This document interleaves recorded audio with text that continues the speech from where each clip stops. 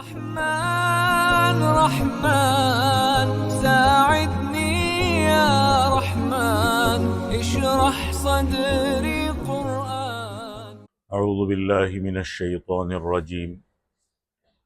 بسم اللہ الرحمن الرحیم. اہدنا الصراط المستقیم. صدق اللہ العظیم. سورہ فاتحہ کی آیت نمبر 5 کو تلاوت کیا ہے، جس میں اللہ رب العزت فرماتے ہیں اور بندہ اللہ سے دعا کرتا ہے کہ اے رب ہم کو سیدھا راستہ دکھلا. تشریح شروع کروں اس سے پہلے یہ بتا دوں کہ سورہ فاتحہ کی ایک ایک آیت کو میں ذرا کھول کے اس لیے تشریح کر رہا ہوں کہ سورہ فاتحہ پورے قرآن کا خلاصہ ہے، اس لیے میں اس کی ایک ایک آیت کو ذرا کھول کے سمجھا رہا ہوں.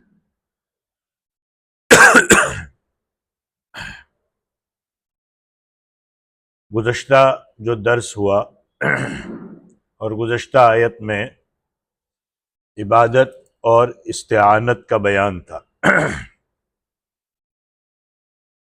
اللہ فرماتے کہ ہم آپ ہی کی عبادت کرتے ہیں اور آپ ہی سے مدد طلب کرتے ہیں،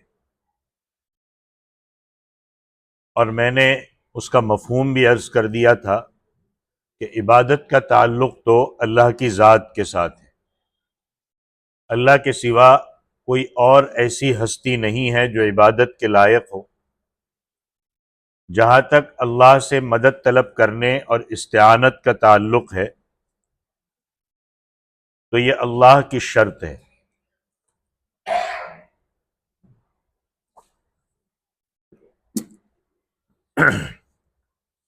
کیسے کہ مدد کرنا یہ اسی رب کا کام ہے، اس کے علاوہ اسباب کے اوپر کوئی مدد کرنے والا نہیں ہے.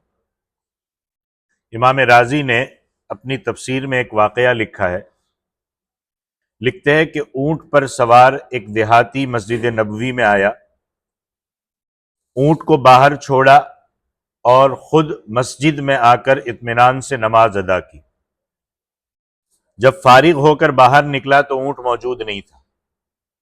کہنے لگا کہ اے پروردگار، میں نے نماز ادا کر کے اپنی شرط پوری کر دی، اب مدد کرنا تیری شرط ہے، لہذا اے اللہ اونٹ کے معاملے میں میری مدد فرما. دعا کی اللہ سے. کہتے ہیں کہ ابھی وہ دیہاتی دعا ہی کر رہا تھا کہ ایک شخص اونٹ کی نکیل پکڑ کر اس کے پاس پہنچ گیا. حالانکہ جو نکیل پکڑ کر آ رہا تھا اس کا ہاتھ کٹا ہوا تھا.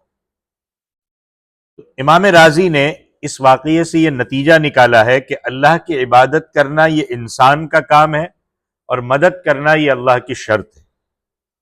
جب کوئی شخص اپنی عبادت کو اللہ کے لیے خاص کر دیتا ہے اور خود کو اللہ کے حوالے کر دیتا ہے تو پھر اللہ بھی اسے بے یار و مددگار نہیں چھوڑتا ہے. اس کو کہتے ہیں ایاک نعبد و ایاک نستعین، جو پچھلے میں نے 2-3 سبق میں سمجھایا.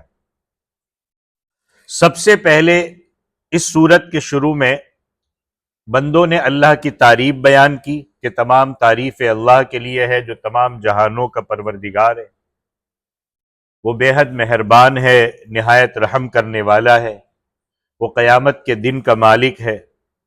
پھر بہت خلوص سے اللہ کے سامنے درخواست رکھی کہ اللہ ہم تیری ہی عبادت کرتے ہیں اور تجھ ہی سے مدد مانگتے ہیں. اب یہاں سے دعا کی شروعات ہو رہی ہے. اللہ کے بندے اللہ کے حضور عرض کر رہے ہیں اہدنا الصراط المستقیم، اے اللہ ہم کو سیدھا راستہ دکھلا. صراط مستقیم کیا ہے؟ ہم ہر نماز میں پڑھتے صراط المستقیم. صراط مستقیم کیا ہے؟ اس کی تشریح خود قرآن پاک میں ہے. صراط مستقیم سے مراد ہے اسلام، دین اور توحید کا راستہ. یہی وہ راستہ ہے جس پر اللہ کے تمام انبیاء نے لوگوں کو دعوت دی. سورۃ الحجر میں جہاں ابلیس نے انسانوں کو اللہ کے راستے سے بہکانے کا چیلنج کیا ہے کہ اللہ میں تیرے بندوں کو تیرے راستے سے بہکاؤں گا، وہاں اللہ نے فرمایا کہ ھذا صراط علی مستقیم، کہ جو آگے آ گیا لیکن کچھ میرے بندے ہیں جو میرے سیدھے راستے کی طرف آئیں گے۔ اللہ کہتے یہی سیدھا راستہ ہے جو میری طرف آتا ہے۔ اس کو اصول، اس کے قوانین قرآن پاک میں بیان کیے گئے۔ اس راستے پر چلنے والے مخلص بندوں پر شیطان کا کوئی داؤ نہیں چلے گا۔ یہ وہی راستہ ہے جو اللہ کی رضا اور اللہ کی نزدیکی کے مقام تک پہنچانے والا ہے۔ سورۃ النحل میں کیا فرمایا؟ وعلی اللہ قصد السبیل ومنہا جائر، کہ سیدھے راستے کی طرف رہنمائی کرنا یہ اللہ کا کام ہے، چلنا بندے کو ہے، اور بعض ٹیڑھے راستے بھی ہے جن پر چل کر کوئی سیدھے راستے کی طرف نہیں پہنچ سکتا۔ یہ کفر اور کے راستے ہے، یہ شرک کے راستے ہے، یہ شیطانی راستے ہے۔ شیطان لوگوں کو ان ٹیڑھے راستوں کی طرف لے کر جانا چاہتا ہے، مگر اسلام، دین حق، توحید کا راستہ جو صراط مستقیم کی طرف راستہ جاتا ہے، جو اللہ کی طرف جاتا ہے، جو اللہ کے حقیقی بندے ہوتے ہیں، وہ شیطان کے بہکاوے میں نہیں آتے۔ سورہ آل عمران میں اللہ کا ایک فرمان موجود ہے، ان الدین عند اللہ الاسلام، کہ اللہ کے نزدیک دین برحق صرف اسلام ہے، اور اسلام اللہ کی توحید اور اللہ کی اطاعت کا راستہ ہے۔ تمام نبیوں، تمام فرشتوں اور نیک لوگ یہی راستہ اختیار کرتے آئے، اور اللہ نے پھر واضح طور پر فرمایا وَمَن يَبْتَغِ غَيْرَ الْإِسْلَامِ دِينًا فَلَن يُقْبَلَ مِنْهُ، میری مرضی کا نہیں، بتایا ہے اللہ نے کہ جو آدمی اسلام کے علاوہ کوئی دوسرا راستہ تلاش کرے گا وہ قابل قبول نہیں ہوگا۔ اسلام کا کیا مطلب ہے؟ اپنے آپ کو سپرد کر دینا، مجھے کیا اچھا لگتا ہے اس کا مطلب دین نہیں ہے۔ آج مسئلہ ایسا ہو گیا کہ مجھے اچھا لگتا ہے، چند لوگ مل کے اس کو دین بنا لیتے، پھر آگے چل کر کے وہ ایک بہت بڑا ثواب کا کام بنا لیتے۔ مجھے کیا اچھا لگتا ہے اس کا نام دین نہیں ہے، اور ایسا شخص آخرت میں نقصان اٹھانے والا ہوگا، وہ منزل تک نہیں پہنچ سکے گا، بلکہ اللہ کے غضب کا شکار ہو کر جہنم میں پہنچ جائے گا۔ یہاں تو آپ کسی کو مناظرے لگا کر کے، یہ لگا کر کے، جیت کے اعلان کر کے کچھ بھی کر لو گے، لیکن اللہ کی عدالت نہیں ہے، سب کچھ نہیں چلنے والا۔ ہاں، اللہ کی وحدانیت کو ماننا، توحید میں پکا ہونا، یہ انسان کا فطری حق ہے۔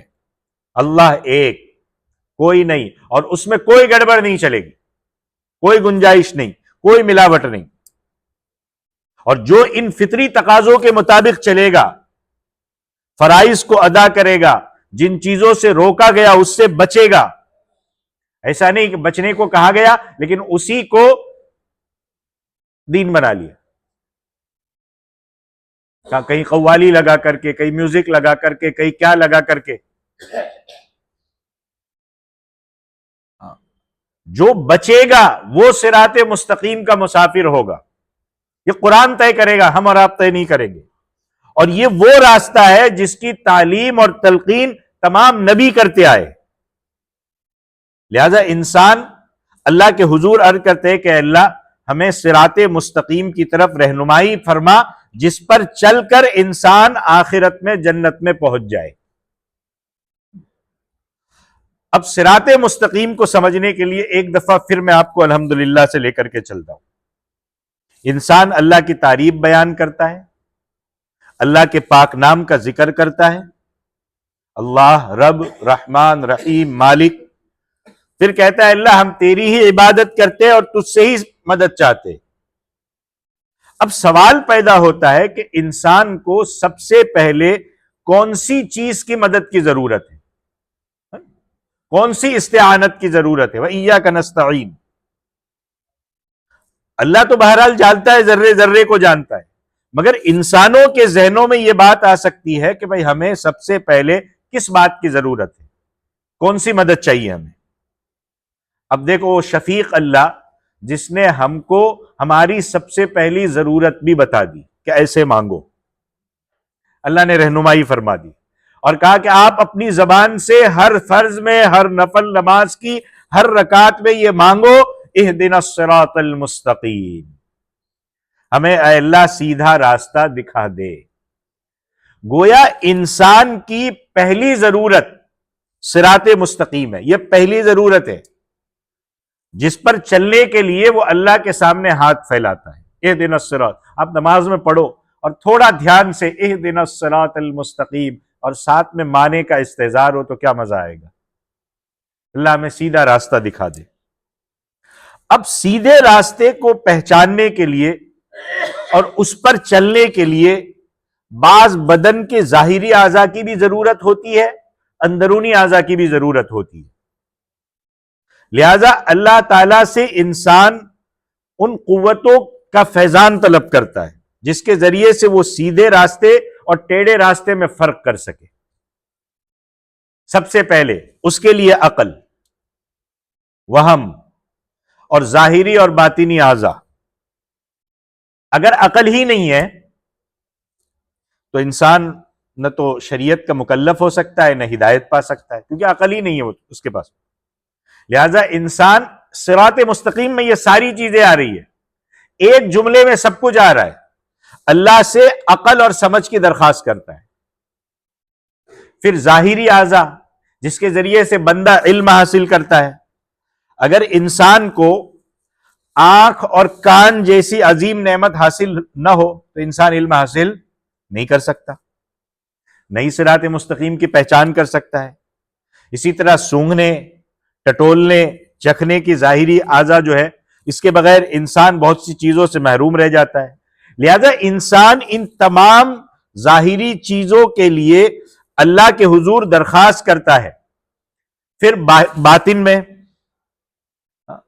خیال ہے، وہم ہے، سوچنے کی قوت ہے، یہی تو چیز ہے جس کے ذریعے سے حق اور باطل کی پہچان کے لیے اس کو سخت ضرورت ہوتی ہے۔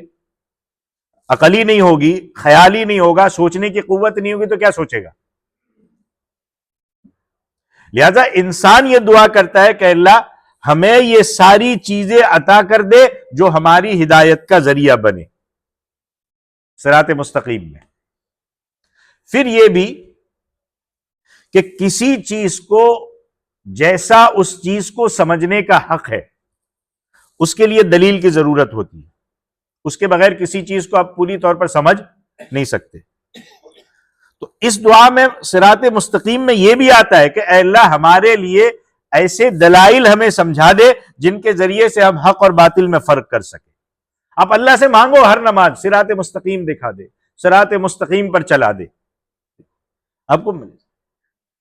لیکن ہم ایک رخ پر چلنے کا پہلے سے طے کر چکے ہیں تو پھر معاملہ ہی گڑبڑ ہے۔ اللہ صراط مستقیم پہ چلا دے، صراط مستقیم کو اختیار کر سکے۔ چنانچہ اللہ تعالیٰ نے سورہ بلد میں یہ بات بہت پہلے واضح کر دی کہ ہم نے انسان کو پہلے پیدا کیا، اسے 2 آنکھیں دی، اسے زبان دیے، اسے 2 ہونٹ عطا کیے، سب کچھ دیکھو پہلے حواس ظاہرہ کا تذکرہ ہے، آنکھ، کان، ہونٹ سب کچھ۔ پھر وَهَدَيْنَاهُ النَّجْدَيْنِ، اسے نیکی اور برائی کی دونوں گھاٹیوں کا علم بھی دے دیا۔ دیکھو علم بھی اس میں آ گیا، خیر اور شر، نیکی اور برائی کا فلسفہ سمجھا دیا کہ دیکھو یہ راستہ نیکی کی طرف جاتا ہے، یہ برائی کی طرف جاتا ہے۔ پھر انسان کو اختیار دیا کہ دیکھو ہم نے تم کو سمجھا دیا، اب آپ اپنے ظاہری اعضاء سے اور اپنے اندرونی اعضاء کو ذرا کام میں لاؤ اور خیر اور شر میں سے کوئی راستہ اختیار کر لو، یہ تمہارے اختیار میں، بعد میں آنا تم کو میرے پاس ہے۔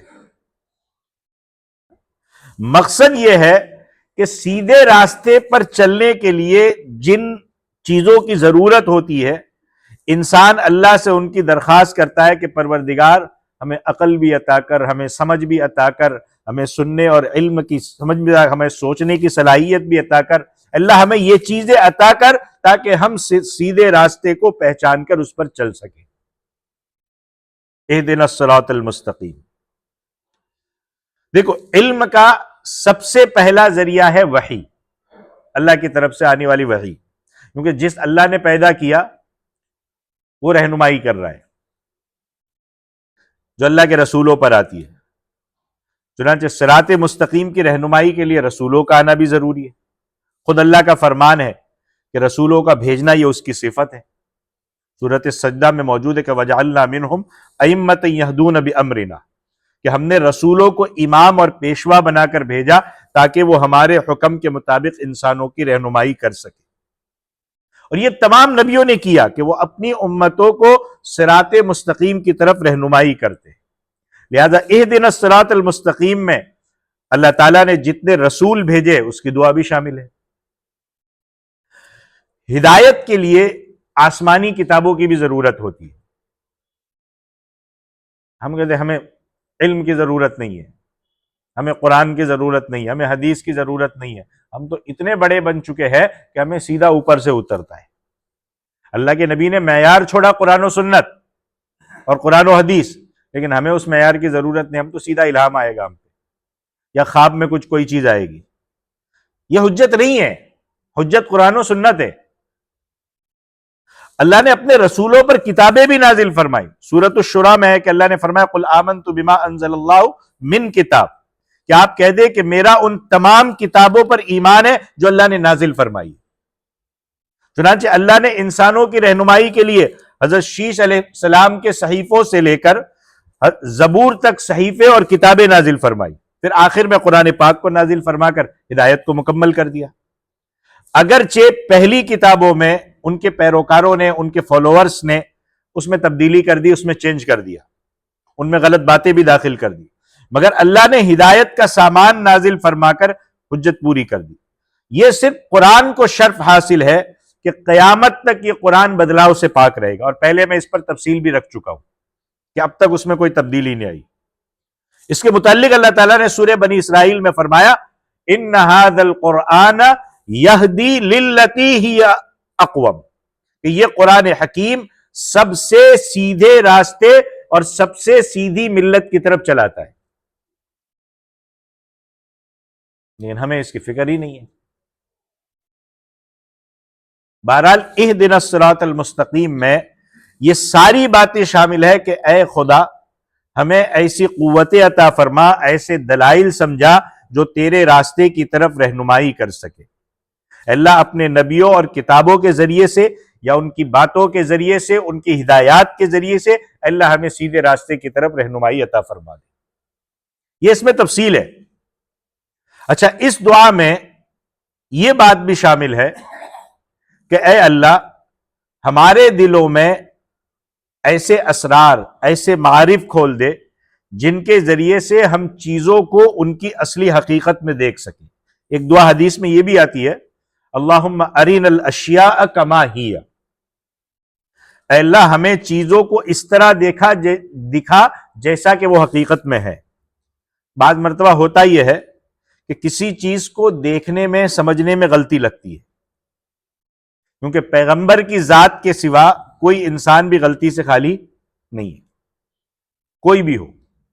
کئی مرتبہ کوئی چیز دیکھنے میں، کئی مرتبہ سمجھنے میں، کئی مرتبہ اس چیز کو لینے میں، کئی مرتبہ بیان کرنے میں غلطی ہو جاتی ہے. اس لیے اللہ سے یہ دعا کی جاتی ہے کہ اللہ تعالی ہمارے دلوں پر ایسی چیزیں کھول دیجئے تاکہ ہم ہر چیز کو اس کی اصلی حیثیت میں جان اور پہچان سکے، کیونکہ یہ چیز بھی ہدایت میں داخل ہے. اللہ سے مانگے، ہر طرف سے اپنے آپ کو اللہ کے حوالے کر دے. اللہ سے مانگے اللہ میری عقل پر یہ بات کھول دے، قرآن و حدیث کی علوم مجھ پر کھول دے، اللہ سیدھا راستہ دکھا دے، میرے اعضاء کو اللہ صحیح راستے پر ڈال دے، دلائل کو اللہ مجھ پر کھول دے. یہ صراط مستقیم. اس میں یہ ساری چیزیں نہیں آتی اوہام والی. کیونکہ میں نے کہا نا کہ نبی کی ذات کے علاوہ سب سے غلطیاں ہو سکتی. اب آج ایسا ہو گیا کہ کسی کے سامنے بولو یہ اللہ کے رسول کا یہ فرمان ہے، اور اس کے سامنے کسی پیر صاحب کا فرمان ہے. تو اللہ کے رسول کی بات کو ٹکرا دیں گے، لیکن پیر صاحب کے فرق، پیر صاحب سے غلطی نہیں ہو سکتی. صورتحال اس حد تک اب پہنچ چکی ہے. فلانا مولانا صاحب سے غلطی نہیں ہو سکتی، ہر ایک سے غلطی ہو سکتی ہے، اور ہر کوئی تنقید سے بالا تر نہیں ہے. تو کوئی کتنا بھی بڑا ہو، کتنی بھی جماعت کی تنظیموں کا، صدر ہو اور کتنے ہزاروں اور لاکھوں فالوور ہو، قرآن و سنت کے دائرے میں ہر ایک کا گریبان پکڑا جائے گا اگر وہ غلطی کرے گا تو بہرحال انسان جس ہدایت کا طالب ہے اس سے مراد ایسی اچھے طریقے سے رہنمائی ہے جس میں نرمی ہو، لطافت ہو، جس میں سختی نہ ہو۔ دیکھو ہدایت دو طریقے سے ہو سکتی ہے۔ کیسے؟ پہلا طریقہ تو یہ ہے کہ جس کو راستہ معلوم نہیں ہے کوئی اس کو صرف ڈائریکشن دے دے دور سے کہ بھائی یہ ڈائریکشن ہے، یہ راستہ تم چلو گے تم منزل تک پہنچ جاؤ گے، اسے کہتے ہیں اراۃ الطریق۔ جب انسان قرآن کریم کی تلاوت کی شروعات کرتا ہے تو انسان کو قرآن پہلے ہی دن سے صراط مستقیم کا ڈائریکشن دے رہا ہے، پہلے ہی دن سے۔ قرآن کھول کے سمجھے تو صحیح۔ حدیث شریف میں آتا ہے کہ قرآن پاک اپنے قاری کو کہتا ہے یہ سیدھا راستہ ہے، اسے اصول بھی بتاتا ہے، اسے ضوابط بھی سمجھاتا ہے اور کہتا ہے سیدھے راستے پر چلنا، اس کو چھوڑ کر دائیں بائیں کچھ پگڈنڈیاں ہے، ان پر نہیں چلنا ورنہ دور نکل جاؤ گے اور منزل تک نہیں پہنچ سکو گے۔ اور آج یہ ہے آپ اتنے دور نکل چکے کہ سمجھا لو قرآن کے خلاف ہے، یہ قرآن کے خلاف ہے، یہ سنت کے خلاف ہے یہ، لیکن اب واپس آنا نہیں چاہتے۔ مطلب یہ ہے کہ قرآن پاک پہلے ہی دن منزل کی طرف رہنمائی کرتا ہے۔ ہدایت کا دوسرا مطلب یہ ہے کہ کسی کی رہنمائی، ایک تو یہ کہ تم ڈائریکشن دے دو، چلو بھائی قرآن ڈائریکشن دیتا ہے، دوسرا طریقہ یہ ہے کہ اس کا ہاتھ پکڑ کر اسے منزل تک پہنچا دیا جائے، اسے ایصال الی المطلوب کہتے ہیں۔ ہدایت اور رہنمائی کا یہ بہترین طریقہ ہے جو سمجھایا جائے۔ اب بعض لوگ یہاں ایک اعتراض کرتے ہیں کہ مسلمان ساری عمر صراط مستقیم کی دعا کرتے رہتے ہیں، جس سے معلوم ہوتا ہے کہ انہیں عمر بھر سیدھا راستہ نہیں ملتا، بس وہ مانگتے رہتے، ملتا نہیں ہے، مل جاتا تو مانگتے نہیں۔ اور یہی اعتراض دیانند سرسوتی نے، جو آریہ سماجی ہے، اس نے حضرت مولانا محمد قاسم نانوتوی کے سامنے پیش کیا۔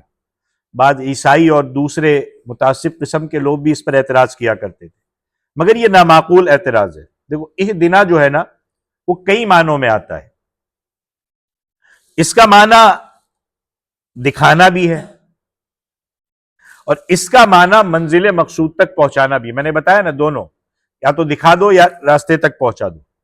اور اس کا معنی اس پر جمنا بھی ہے، جن کو جو ہدایت ملی ہے اللہ اس پر جمع دے۔ چنانچہ شاہ عبد القادر صاحب رحمۃ اللہ علیہ نے جو فارسی زبان میں اس کا ترجمہ کیا ہے کہ اللہ چلا ہم کو سیدھے راستے پر، صرف دکھانا نہیں بلکہ چلانا مقصود ہے۔ اور امام ابن جریر نے اس کا ترجمہ یہ کیا ہے کہ وفقنا وثبتنا، کہ اے اللہ ہمیں سیدھے راستے کی توفیق عطا فرما اور اس پر جمع دے۔ تو سیدھا راستہ تو ہم پر ملا ہوا ہے، مل بھی گیا، کیا پتہ کل بہک جائے، تو اللہ سے دعا مانگ رہے کہ اللہ اس پر جمع دے، جمائے رکھ۔ ربنا لا تزغ قلوبنا بعد اذ ہدیتنا، ہدایت ملنے کے بعد اللہ میں اس سے نہ پھروں۔ راستہ معلوم ہو جانے کے بعد اس پر جمنا بھی ضروری ہے۔ گویا یہ جو اہدنا جو ہے نا ہدایت، یہ وسیع معنوں میں، کئی معنوں، اور یہاں سارے معنی مراد ہیں۔ ثابت قدمی بھی اس لیے ضروری ہے کہ بعض لوگ راستہ معلوم ہو جانے کے بعد بھٹک جاتے ہیں۔ آپ غلام احمد پرویز کو لے لیجئے، مرزا قادیانی کو لے لیجئے، دوسرے دیگر، انہوں نے تو قرآنی کے تو نام لیے تھے، پھر کیا ہوا؟ اپنے پر وحی نازل ہونے کی، اس لیے میں نے کہا تھا قرآن و سنت بنیاد ہے۔ اٹھ کے کوئی بول دے گا میرے پہ سیدھا اترتا ہے، خوابوں میں یہ بتایا گیا کر یہ کروں، تو پھر دین کا کباڑا نکل جائے گا، وہ حجت نہیں ہے۔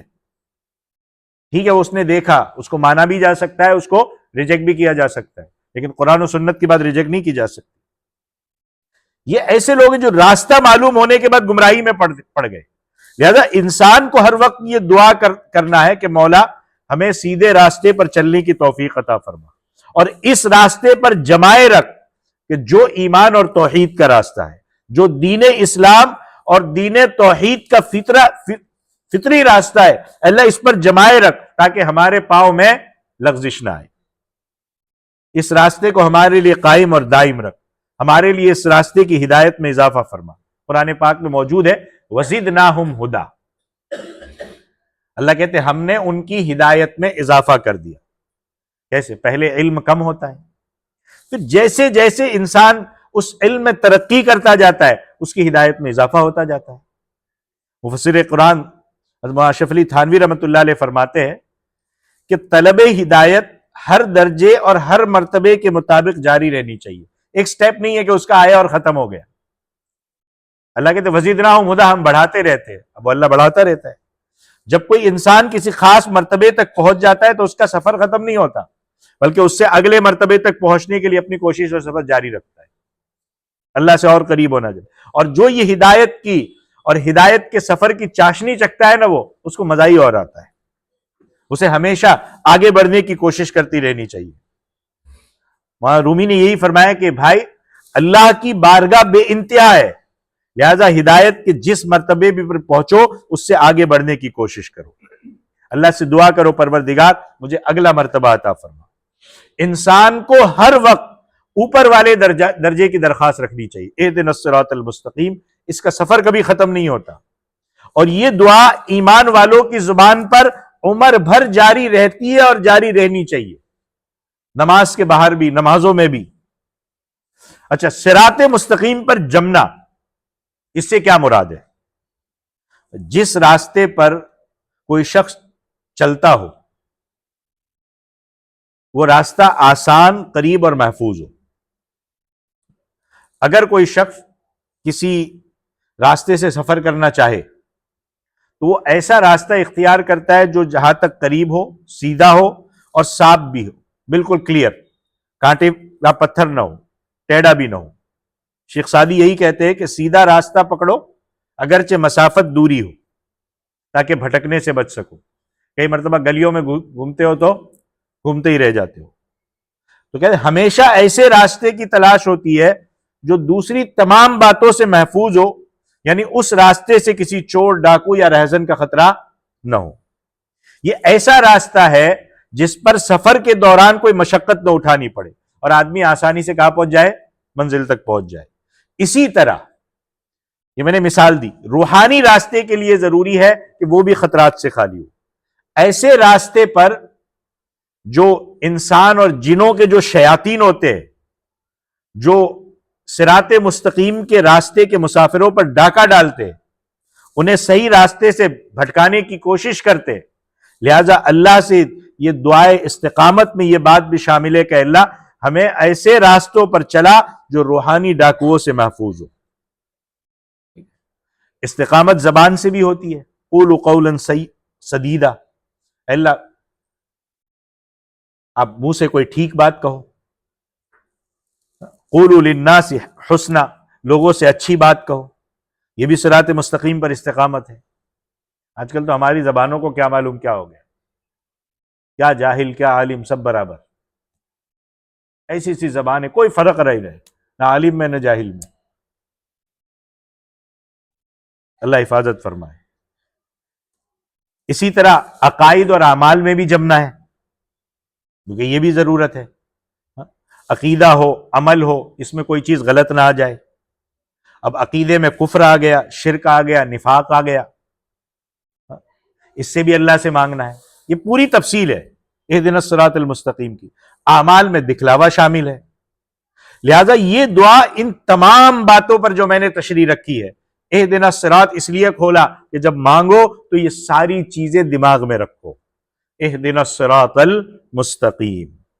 جب انسان سیدھے راستے کی دعا کرتا ہے تو کہتا ہے پروردگار ہمیں صحیح راستہ دکھا، اس پر چلا اور اس پر جما دیجیے. یہ ہے اہدنا الصراط المستقیم کی مختصر سی تشریح.